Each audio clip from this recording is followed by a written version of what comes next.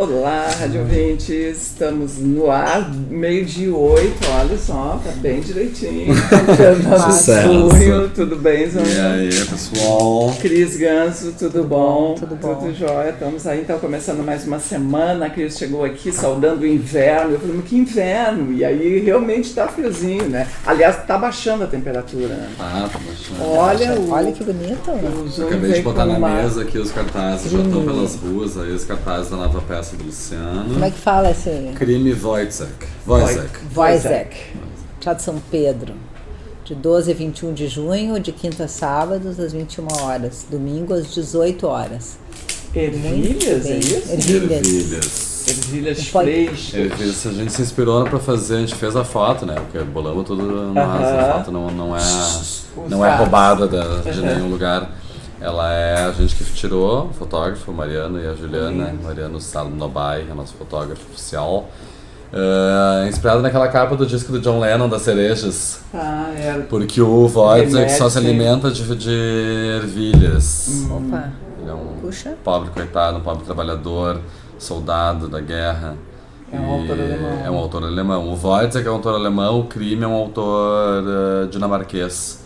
E o Luciano fez uma adaptação. O Wojciech é antigo, os primeiros textos do teatro pós-dramático de século XIX e final do século XIX, e o Crime é um autor contemporâneo, um texto de agora, do século XXI. O nome da peça fosse Crime Não, o nome da peça é Crime Wojciech. Tá. Mas são dois textos diferentes, um é o Crime e outro é o Wojciech. Tá, mas Crime é o nome do autor. Não, é o nome da peça. É o nome da peça do Peter Asmussen, que é contemporâneo da Dinamarca. O Wojciech é do Georg Büchner, que é alemão do século XIX. Tá, ufa. Só pra dizer, a pessoa assim, só pra entender o nome, ela já vai de uma aula. Agora tu imagina no espetáculo. Não, mas é bem simples, é uma peça só. É que são de duas. Cada nome virou Crime Wojciech, porque o Wojciech é uma tragédia. Há um crime no Wojciech. E aí, se o Luciano foi lendo as duas coisas, pesquisando as coisas que ele faz. Na cabeça dele achou que fazia sentido unir. E claro que ele tirou fragmentos do Crime. O Wojciech é quase inteiro, com alguns cortes pequenos, básicos, mas a história está toda lá. E o Crime tem umas inserções do Crime que dão umas referências que realmente fazem sentido. Na adaptação ficou bem bacana.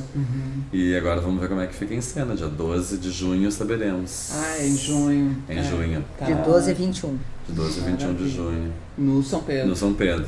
Depois vamos ver, ainda não está definido outra temporada. E mas elenco grande? É elenco de 10 pessoas. Elenco grande. O Luciano não fica economizando. Não economiza em elenco.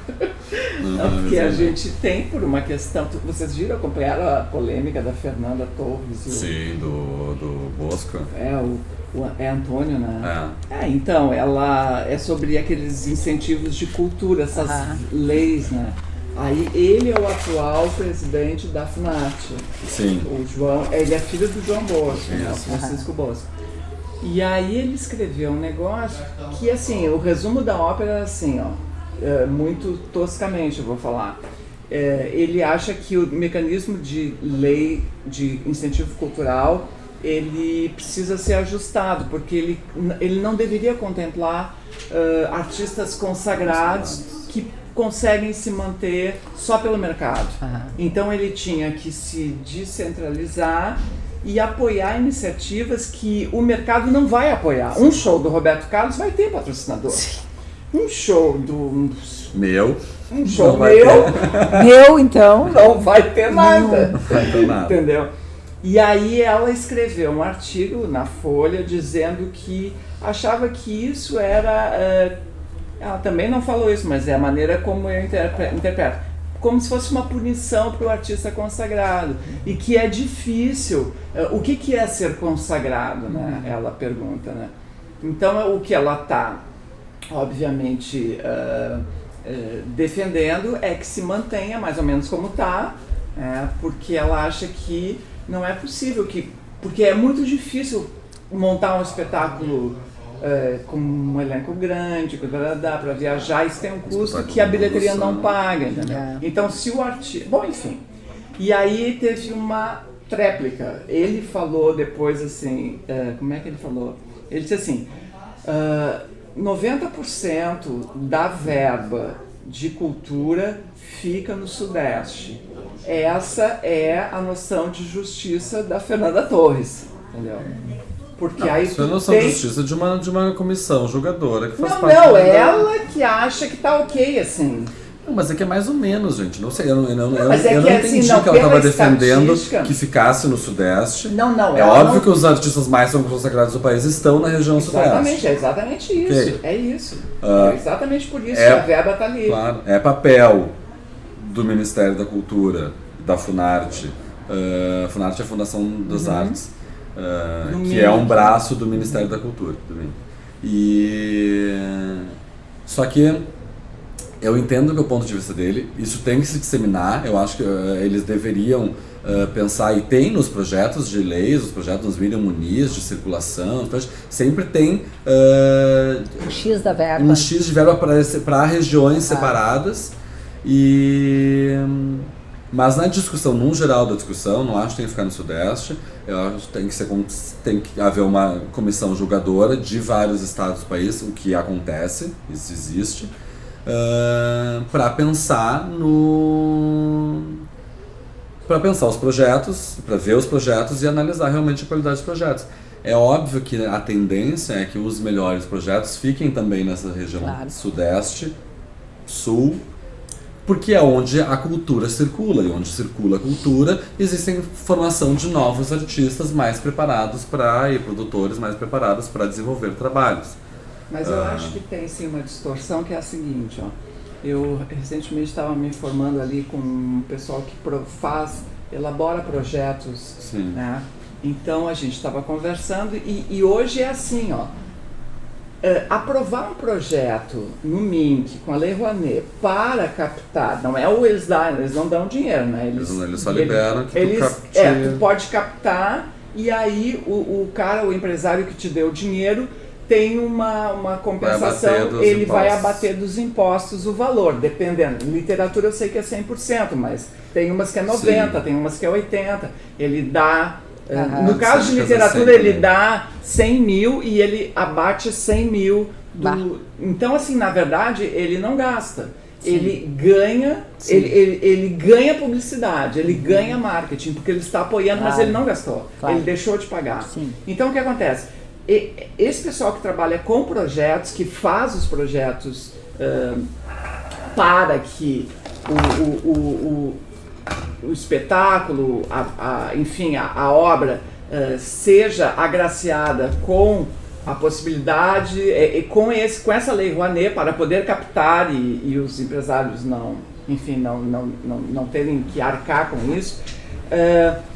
Esse pessoal que faz o projeto, a lógica agora é diferente. Não faz o projeto, aprova e vai atrás vai captar a grana. Não. Vai captar a grana, conversa com o empresário empresário diz, olha só, eu estou interessado em espetáculo, estou interessado em apoiar uma comédia que tenha uma, sei lá, inserção nacional, que viaje por todo o país, e eu quero de contrapartida para entrar no projeto, eu quero mídia na TV Globo, mídia no não sei o que, eu quero outdoor nas cidades, eu quero jornais tal. Então, assim, o projeto já é feito para aquele cara, porque ele, entendeu? Então, assim, quem realmente decide o que a cultura vai produzir são os empresários. Não, isso sim, mas isso está falando sobre o ponto de vista. Não, mas os caras, a grana está realmente meio centralizada, né? A grana está centralizada no centro do país, a grana está em São Paulo. Aí tem outras cidades que respingam grana também, mas tem grana por várias cidades do país.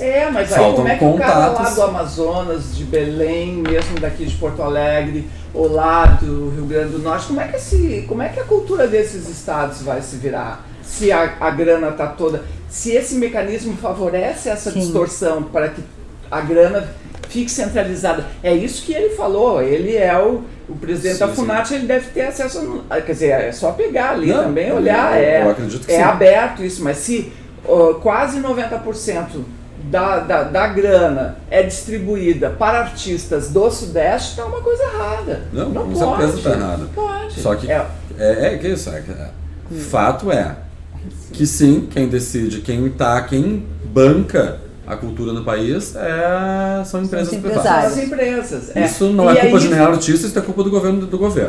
Não, isso não é culpa, não é culpa de ninguém. Isso é um problema do governo.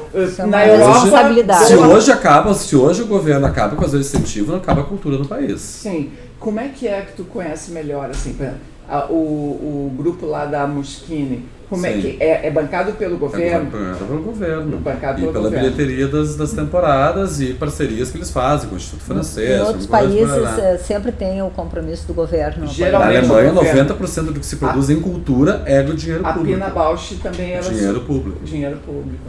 Não precisa nem ir para empresário, ela é bancada. E aí tu vende teus espetáculos para instituições públicas ou privadas, e daí entra o dinheiro direto da companhia, como é o caso dos festivais, ou como eles vêm, para onde quer que eles vendam seus trabalhos, entra para direto para a companhia. Então existe essa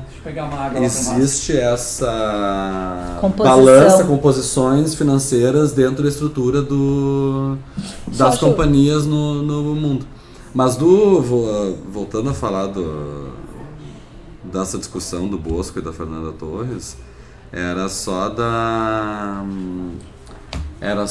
Mas então, olha só, se nesses países o governo banca a cultura, aqui ele faz isso abrindo mão de impostos, é a mesma coisa, só que passa pelo filtro do empresariado, porque quando o empresário deixa de pagar, ele está deixando de pagar imposto que o governo recolheria. Está deixando de recolher. Exatamente, então acaba que é o governo que banca de qualquer maneira. Só que aqui tem um filtro, ele tem que passar pela aprovação do empresário. Exatamente. E na Europa não precisa, porque é direto o governo. Então os critérios são outros. Os critérios são de o que vai... voltando a falar sobre a discussão do Bosco e da Fernanda Torres, nesse ponto de vista, eu acho que a comissão tem que prestar atenção, o Ministério da Cultura tem que prestar atenção e distribuir melhor esse dinheiro e produzir mais coisas, ou circular melhor esse dinheiro e a programação centralizada para se levar mais cultura para outros estados. Sei lá, tem que essa é uma problematização. A única questão de ser dinheiro público, no sentido que a Kátia fala, que é um dinheiro que não está entrando de impostos para os cofres públicos e sim indo diretamente das empresas para a cultura, é que o que tu negocia dentro disso é a acessibilidade do povo para assistir essa programação. Então, um evento, os festivais do Brasil, ou espetáculos de artistas jovens que estão começando no Amazonas, Nordeste, Sul, Brasil inteiro, tanto quanto de artistas já consagrados. Então existe a polêmica, eu acho, sim, concordo, que tem que se tirar 90%, se é esse o número, eu nem sabia desse número, mas se é 90% do dinheiro, acho que seja, a grande maioria do dinheiro que está focado nessa região, mais que a metade. Acho sim que tem que prestar atenção para descentralizar um pouco isso, ou que o dinheiro investido nessa região saia no produto cultural então que o produto cultural saia dali e vá para as outras cidades para levar cultura boa, bacana, para outras, para encher o Brasil de cultura. Não, mas boa isso aí tu tá querendo dizer então que a cultura lá do lugar não é bacana. Mas eu não estou dizendo que é só para produzir coisas no Sudeste. Não estou dizendo isso. Mas a tendência no mundo inteiro é que países com mais cultura produzam mais cultura. Lugares com menos cultura produzam menos cultura porque tu não tem conhecimento. O bacana de ter um festival legal numa cidade, ou de ter uma boa produção numa cidade, é que as pessoas vão se enriquecer daquilo. Os artistas, o público vão se enriquecer daquilo para fazer as suas produções. Então não tô negando uma coisa, Aham. tem artistas maravilhosos Em em qualquer todas lugar. essas regiões. Muitas vezes esses artistas têm ideias na cabeça, mas tu te alimentar de outras culturas, tu poder viajar, claro. tu poder ver televisão, cinemas e coisas, te alimentar de novas coisas, isso só enriquece Claro. a ti quanto artista para tu desenvolver isso o teu próprio trabalho. Então isso também é formação de artistas e Claro. de plateia para outras regiões descentralizadas. Por isso eu acho que é importante, sim, distribuir dinheiro para a produção de todas as regiões do país e o dinheiro que é investido ali em boas produções no centro do país se distribuir, o produto cultural viajar e... Mas isso são coisas para se pensar. Em compensação, eu acho muito bacana poder assistir, poder levar... Nem falo especificamente do Roberto Carlos, mas já que foi o nome citado, ou por exemplo a Maria Bethânia, que foi proibida, não foi vetada de fazer um projeto com o Ministério da Cultura. Ele chegou a comentar isso, o Antônio. Eu acharia muito bacana, sinceramente. Eu fui assistir o espetáculo da Bethânia As Palavras, que é um espetáculo que ela fazia, que não era um show, era um espetáculo que ela lia muitos poemas. Eu acharia bacanérrimo que a população, que todo bom trabalhador brasileiro pudesse ter acesso a esse espetáculo, entende? E para isso, tu tem que ter um acesso a uma lei de incentivo e poder ir e poder cobrar barato o teu ingresso. Senão, a Maria Bethânia e qualquer outro artista, que é o que a Fernanda Torres fala, não é barato montar um espetáculo. Então, para ela montar o espetáculo, ela vai ter que cobrar R$200 o ingresso, vai ter que cobrar R$400 o ingresso, que era o valor do Roberto Carlos agora, não era isso? R$300, eu acho, o valor do ingresso. Então, assim, tem pesos e medidas, tem bacana assim. E se é para a população, é para a população.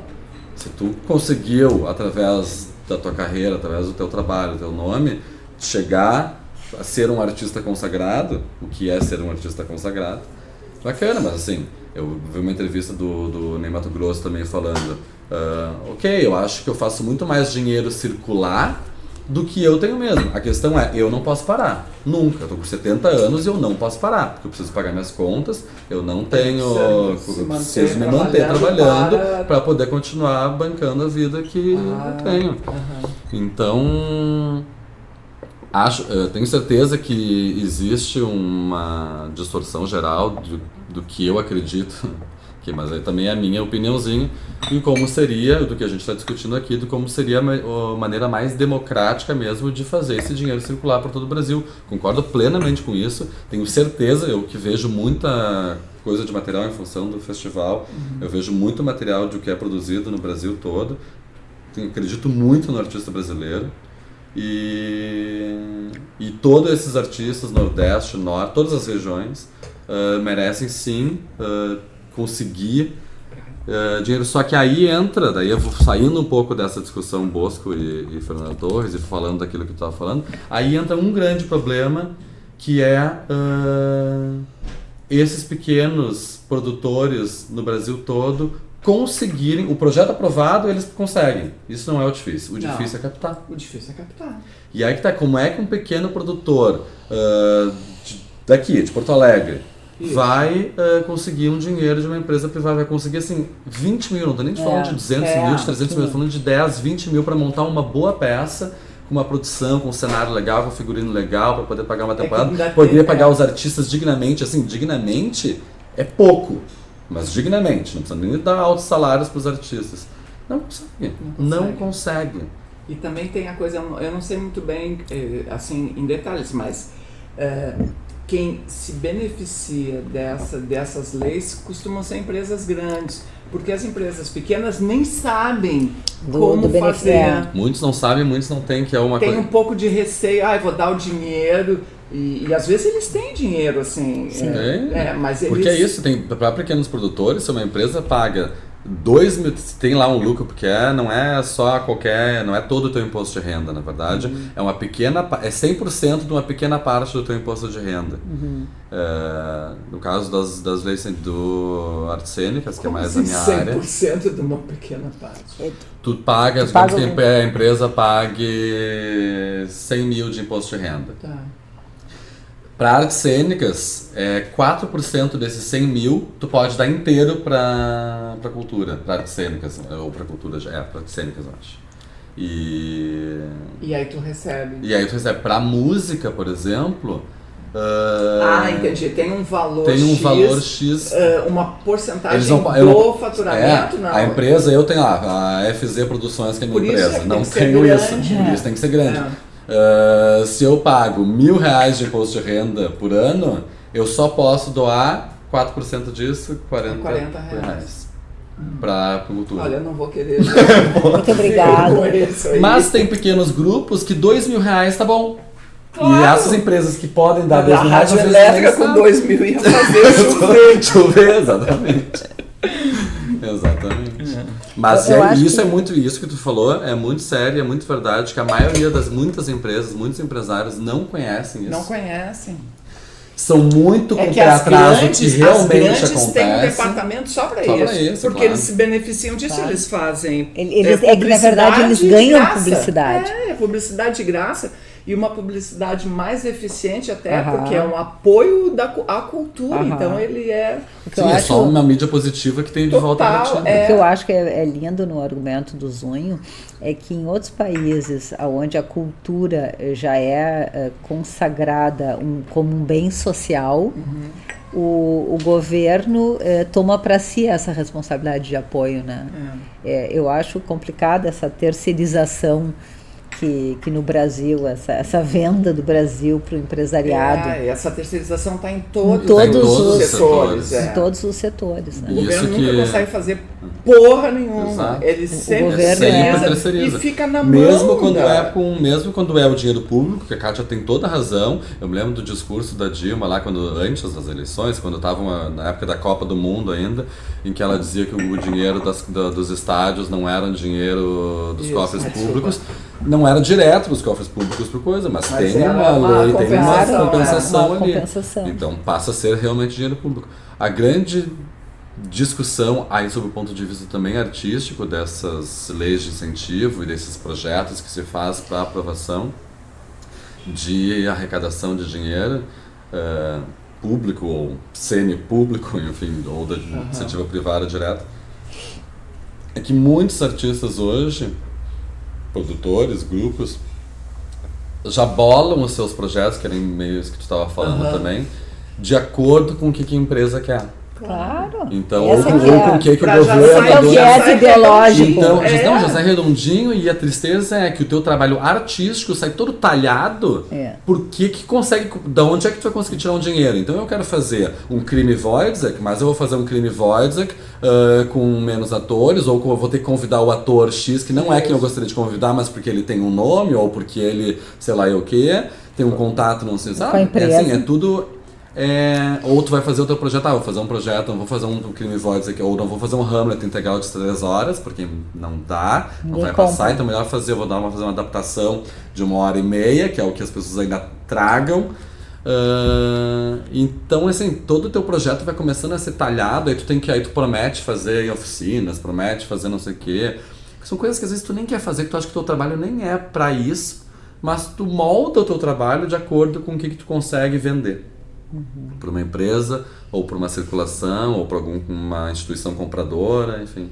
E eu fico imaginando do ponto de vista artístico, e aí volto a falar do meu pai, meu mestre Luciano Alabares, que banca seu próprio trabalho. Ele faz só o que ele quer, com seu próprio dinheirinho, mas ele faz só o que ele quer. Então, artisticamente, tem um mundo lá fora, que é a vida do trabalho, que é o que tu faz, que tu ganha dinheiro, mesmo como artista, mesmo fazendo cultura, e às vezes sujeitando-se ao plano das coisas, como as coisas funcionam, mas batalhando por um trabalho digno, que é o festival, mas no seu âmbito, diretor de teatro ou ator de teatro, tentar fazer ainda aquilo que a gente realmente acredita. Pelo menos um projetinho dos teus vai ser assim, o que tu quer fazer.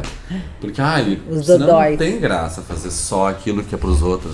Sabe que o conceito que a gente tem é sobre versões, né? O caleidoscópio que nós somos e sobre as nossas versões.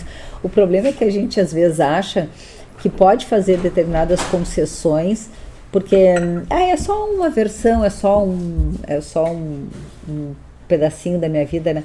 O problema é que as gavetinhas todas nossas têm fundo falso e tudo vai se contaminando, né?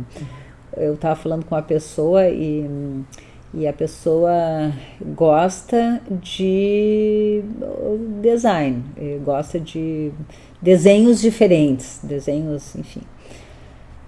O que lhe chama atenção são desenhos. Então, para tudo, decoração, roupa e tal. Só que aí a pessoa viaja e compra mais do que ela precisa.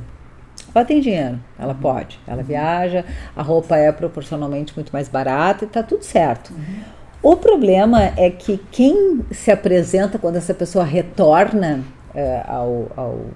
no caso aqui é Porto Alegre, é como acomodar essa versão, que acaba sendo uma versão que compra o que não precisa, com uma versão que gosta de desenho, e como é que tudo isso dorme no mesmo travesseiro, né?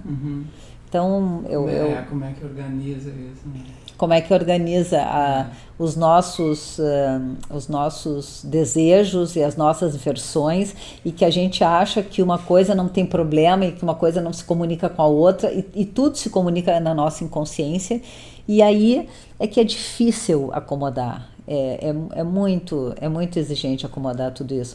A gente, quarta-feira passada, fez o workshop free do curso Caleidoscópio, e uma das cenas que a gente separou era de um homem envelhecendo, assim, então criança, jovem, blá, blá, blá, e uma mulher também, uma criança, blá, blá, blá, e depois a gente selecionou uma fotografia que está circulando da Letícia, que é uma foto que a gente conversou aqui, que a Kátia nos apresentou, em que ela é, então, essa senhora Letícia, aos seus 60 anos, vestida de branco, e a foto do casamento dela, só que na foto do casamento dela, ela é o ele da foto, né? E como acho que tem mais uma coisa na foto que chamou muita atenção, que é como a noiva está de branco, e como a Letícia de 60 anos hoje está vestida de branco, e a foto é uma composição, né? Uma foto de época atrás do casamento e a foto atual.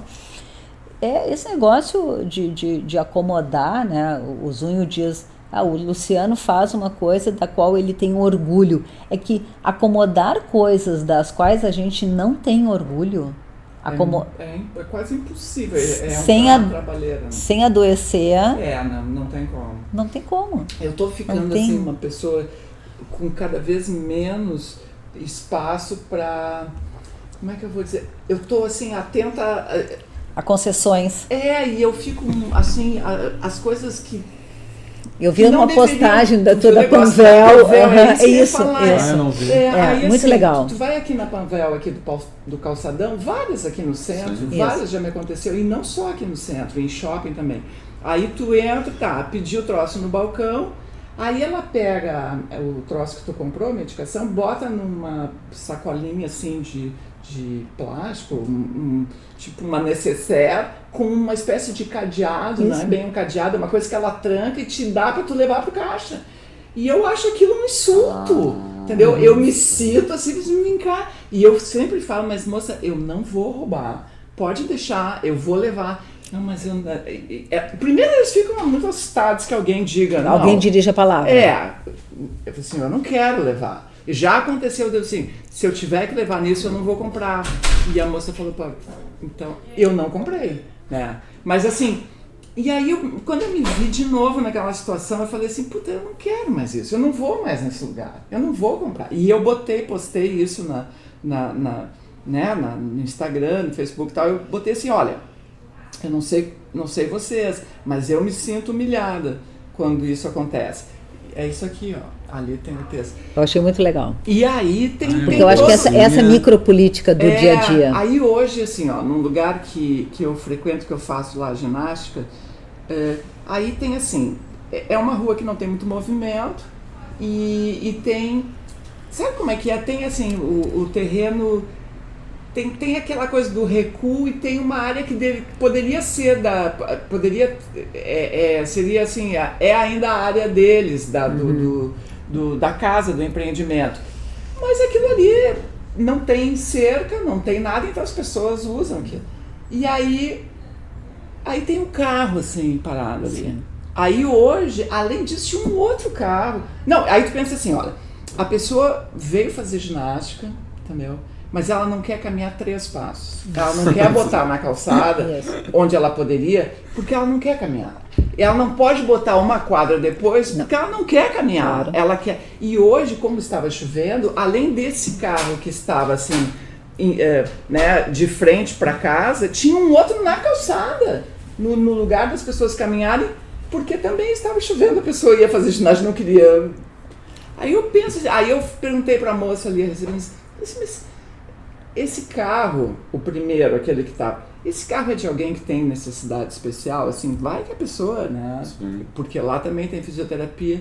E ela me olhou como se eu tivesse dito para ela, eu sou um ET, eu vou te abduzir agora. Ela me olhou espantada e falou, mas pode, assim, já com a voz meio alterada, mas pode botar o carro. Eu falei assim, não, ok, eu sei que pode, mas eu acho estranho isso pra ela. E aí ela me olhou mais, assim, eu acho muito estranho que alguém venha fazer ginástica e não possa caminhar 4 passos, porque da calçada... Que é uma inversão, assim, do privado para o coletivo, né? Então eu roubo um espaço do coletivo e eu priorizo o que é privado, porque privado é melhor. O conceito social é uma neura, assim, eu tô cuidando de mim, azar de ti tipo que não cuidou de ti. Eu tô me lixando para se vai obstruir a passagem das pessoas, e o carro ficou assim, ele não ficou nem de frente, então ele ficou todo atravessado, então assim, para eu entrar, eu estava subindo a lomba a pé, para eu entrar eu tive que fazer uma volta no carro para entrar, mas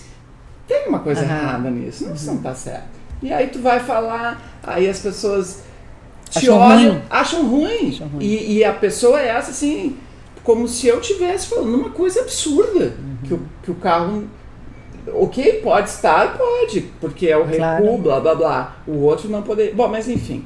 Mas eu acho legal isso de não conceder, sabe, não fazer concessão, porque depois todas as fotinhos nossas, elas se comunicam, né, então... assim, só que fique claro o que eu disse sobre a Letícia é que ela parece estar para quem bem, não sabe, assim, Letícia é uma transgênero, isso? Então, viveu a vida adulta, casou, teve filhos como homem. E num dado momento da vida, lá aos 50, 60, resolveu que não queria mais abrir, não queria mais fazer concessões e resolveu assumir uma persona feminina. Passou a se vestir de mulher e o mais incrível, continuou casada com a mesma mulher. Isso que tu disseste a semana passada, eu achei um negócio incrível. E aí eu fico pensando assim, o que acontece conosco? A gente vai abrindo concessões porque acha, é bem isso que eu vou dizer, que ninguém está vendo as concessões que a gente está fazendo, só que a nossa inconsciência está vendo. A gente que age como se a gente não estivesse vendo. Isso. Pior ainda, eu vou fazer aqui, mas eu nem... Ninguém está vendo, quer dizer, eu não estou vendo. Eu vou fazer de conta que eu própria não vi. Não estou vendo. E não tem importância. Aí a fala dessa moça que eu falei, ela tipo assim, como eu recebi críticas ali no Facebook com a postagem, mas é muito drama, tá fazendo muita. Entendeu? Tipo assim, sabe? Para de problematizar. Que eu estivesse fazendo uma tempestade em copo d'água. Não quer ir, não vai, então, não incomoda, porque que vai postar, blá, blá, blá. Tipo assim, entendeu? Eu adoraria que as postagens, que eu adoraria receber, em vez de receber pratos de comida sempre maravilhosos e como os filhos e as famílias estão felizes. Ontem o por Facebook favor. Tava no super assim, doses de fofice letais, assim, tava um horror. Ai, meu Deus. Agora ficou isso das pessoas, é um inferno. Eu acho muito aborrecido. As pessoas têm que falar publicamente, não é pra pessoa quem elas querem. É completamente nonsense, não faz o menor sentido isso. Declaração pública de amor. Assim. Tu és isso, tu é aquilo outro, e porque, mamãezinha, blá blá blá, e meu filhinho, blá blá blá. O meu orgulho é que a Bárbara, minha filha, não tem Facebook. Ela saiu, eu disse, não quero. Isso eu falei, uhul! Legal. Não precisa disso. Realmente não precisa disso. Essa parte não precisa. Não precisa. Eu tenho, e pra mim ele é uma ferramenta de trabalho mesmo, entendeu? Mas eu nunca vou falar de nada assim, meu íntimo, eu não vou fazer declaração de nada para pessoal, para que coisas que eu posso falar para as pessoas, né? Eu fui sexta-feira num programa para essa coisa do Dia das Mães e era era muito um troço assim de mães legais e tal. E eu sempre acho que nunca mais vão me convidar, né? Porque eu falei, olha pessoal, olha só vamos lembrar o seguinte, tem mãe que mata filho, né? Tem mãe que fica louca, tem mãe que, sabe, assim, não é essa Disneylândia, assim, ai, que coisa mais legal. Não é, bem difícil. É bem troço, mas é tudo editado, né, no Facebook, assim, a vida pública das pessoas aquele poema lá do Fernando Pessoa, né, nunca conheci quem tivesse levado porrada. Facebook é isso, as pessoas são virtuosos, são exemplos de tudo, é uma loucura, assim. Quer dizer, é a idealização total, né? Da pessoa, do entorno. Se tu não tá muito deprimido e abre o Facebook, grande chance de ficar muito deprimido logo depois. Porque é tudo, assim, tudo maravilhoso. Eu até, assim, claro, as pessoas querem mostrar o melhor de si, mas aí é mais do que isso, né? As pessoas querem forjar uma vida que não é real. Eu me lembro que há muito tempo atrás eu li que as pessoas que em São Paulo tinha, como é que eu vou dizer, era estúdio especializado em fazer foto, tipo assim... Pra Facebook, pra não Facebook, diz. Então era assim, o cara não tem amigos, mas ali tinha umas 4, 5 pessoas brindando, e aí ele botava, eu com meus amigos, sei que, com vários cenários. Sim, situação, sim. Tem situação. Sim, é verdade. Tem loucura pra tudo, né? As pessoas iam lá fazer fotos pseudo... Entendeu? Criando clima. Book pra Facebook. Book pra Facebook. É uma coisa louca, né? Eu com meus amigos aqui, ali, escalando os Alpes. Amigos que não existem. Claro que não, era figuração. Gente, que vergonha. Não há o que não haja. Não há o que não haja, meu jeito legal. Que bárbaro. Mas essa parte da exposição é realmente, assim, desnecessária. As pessoas estão do teu lado, liga, manda uma mensagem. Manda uma mensagem pelo Facebook, mas manda inbox ali, não precisa modos, botar no ventilador. Privacidade, né? Mamãe querida, você. Então deixa eu aproveitar e dizer uma coisa que eu acho que... Era no Festival de Mães ontem. Tá legal, assim, que tá acontecendo. É um movimento da ADF, que é a Associação Desportiva Feminina. E essa gurizada, essa moçada, elas são muito ágeis, assim. E elas estão promovendo uma aula de defesa pessoal para mulheres, quintas-feiras às 5 da tarde e sábados às 11 da manhã.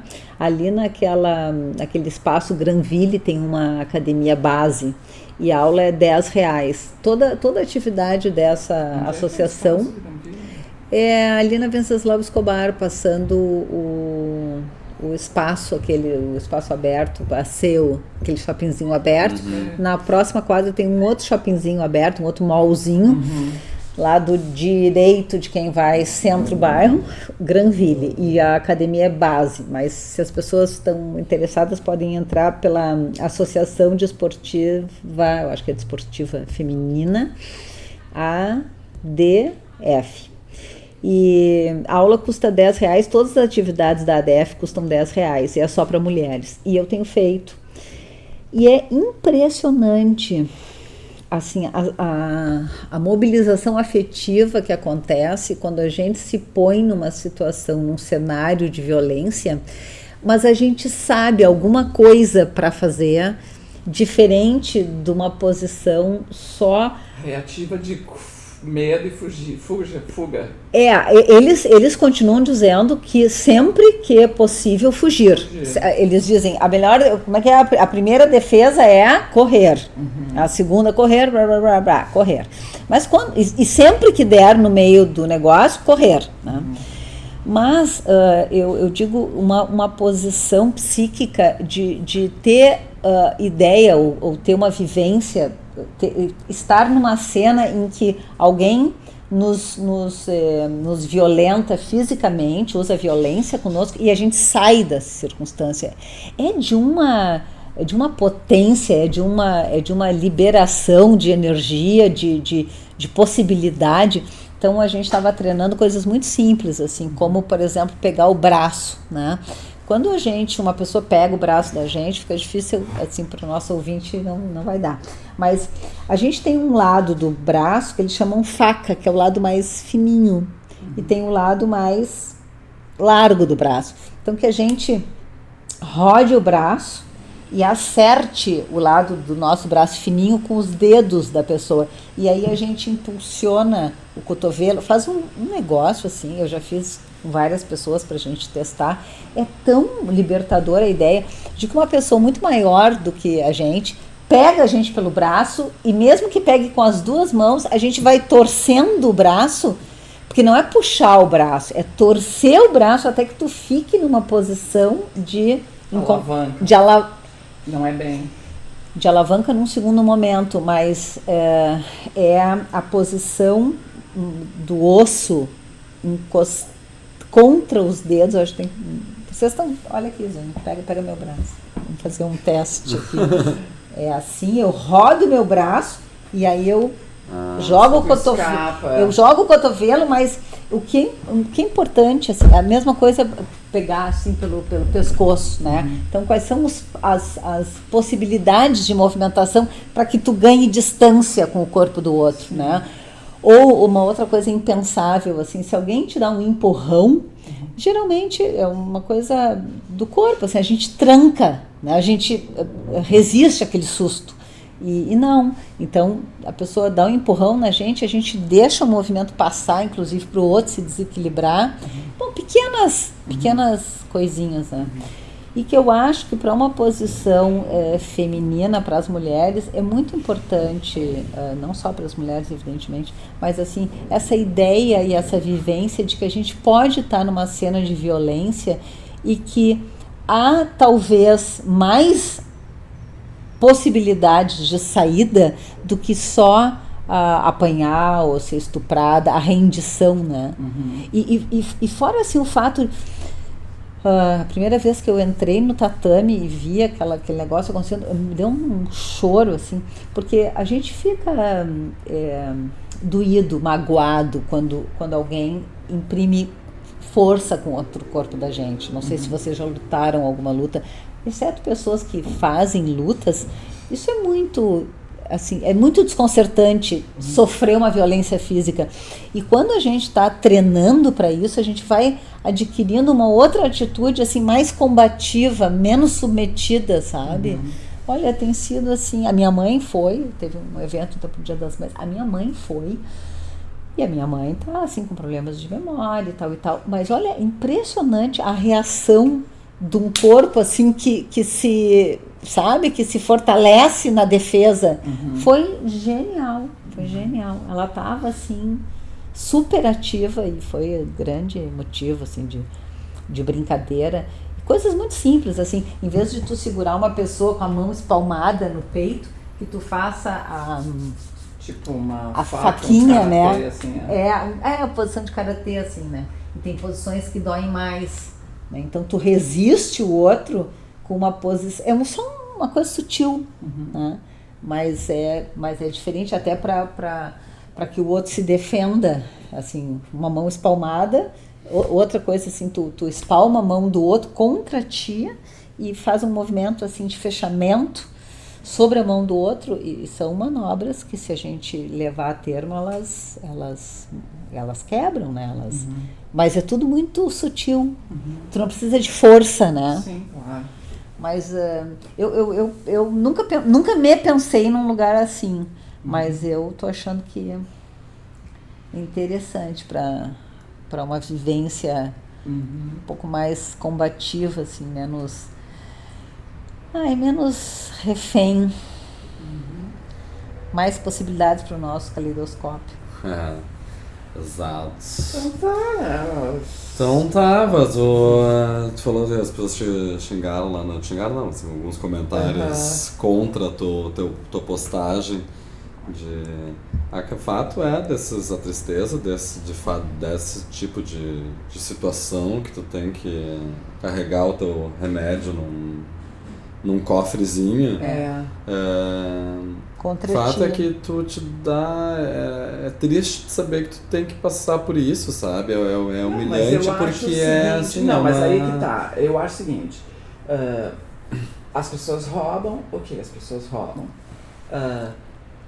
Eu compro em vários lugares e não tem esse mecanismo. Sim. Tipo assim, eu vou falar de um lugar grande que é tipo ali, Severo Roth, que é uma ferragem. Tem a outra ferragem ali, Gerard, que é uma também aqui no centro.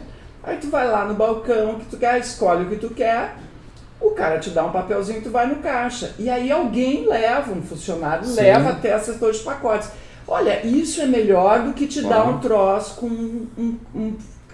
um lacre. Um lacre, entendeu? É uma maneira de o empresário se garantir de que não será lesado e ao mesmo tempo tratar com elegância as pessoas que estão indo lá comprar. Então, aquilo eu acho uma humilhação. Então, não é possível que a Panvel, ganhando milhões como ganha, tenha uma Panvel em cada esquina, não tenha possibilidade de criar um mecanismo. Que seja uma coisa no código de barras, que vá apitar lá quando saia, que alguém carregue, não sei. Com certeza. É que eu acho que tem uma banalização. Que busquem, mas não fazer isso. Tem uma banalização. Tristeza que tem que fazer isso também, né? É que nem quando não tem que fazer, eu acho que essa é o que a Kátia postou. Tem que pensar nisso. Que tristeza é ter que criar um mecanismo que tu não possa confiar que a pessoa vai caminhar 2 passos e não vai roubar um produto que tu acabou de pedir É que nem o cara Fernando Abreu dizia, o planeta é bonito, mas a humanidade deu errado. Mas roubam no mundo todo. A humanidade inteira deu errado. A humanidade deu errado.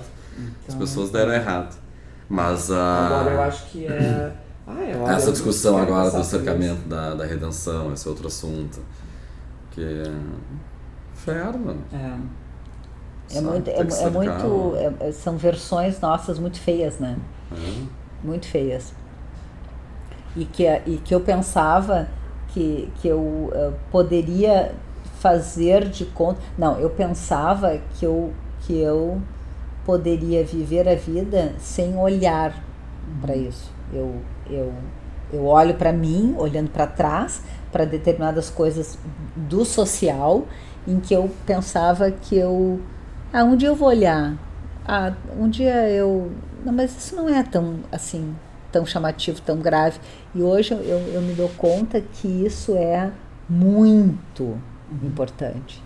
Que essa inserção na cidade onde a gente vive, que esse corpo que a gente e que desfila com o pacotinho lacrado para que eu própria não roube, porque o pacotinho lacrado para que eu própria não roube, eu tô poupando o empresário de ter um empregado, um funcionário, né, para fazer Estou me submetendo àquilo com um trocinho na mão dizendo assim, não vou poder roubar porque se não tivesse o lacre eu roubaria. É isso que eu estou, é quase isso, né? Então assim... Eu estou de acordo que eu preciso colaborar para que eu não roube. Isso. Né? Eu acho que a banalização, sabe? O tornar familiar o horrível e o pior de nós é uma prática péssima, né? Porque a gente vai legitimando isso, a gente vai assumindo publicamente. Sim, eu sou capaz de lesar, então eu vou me proteger de mim e eu vou fazer esse trabalhinho sujo, assim. Pode deixar comigo. Bom, concessões. Então nesse clima de não alegria... Não façam concessões. É nessa alegria toda que a gente se despede. Voltamos então na próxima. Com solidariedade. Não conceda. Não conceda. Então tá, valeu, beijos.